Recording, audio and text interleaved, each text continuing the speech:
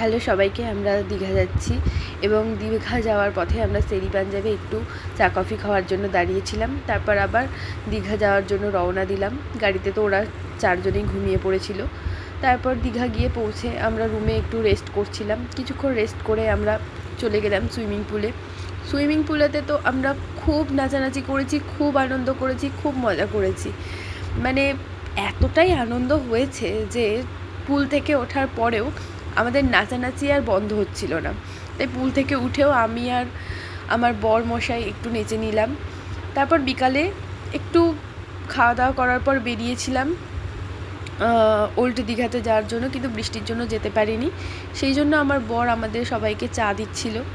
তার কিছুক্ষণ পরে ওরা আমাদের জন্য, মানে আমাদের ভাগ্না ভাগ্নিরা আমাদের জন্য একটু কেকের আয়োজন করেছিল ওর জন্মদিন উপলক্ষে। প্লাস আমাদের অ্যানিভার্সারিটা 1 মাস আগে হয়ে গেছে, কিন্তু তার আয়োজনটা 1 মাস পরেই করলো, কারণ তখন কিছু সমস্যার কারণে আমাদের অ্যানিভার্সারিটা আমরা সেলিব্রেশন করতে পারিনি।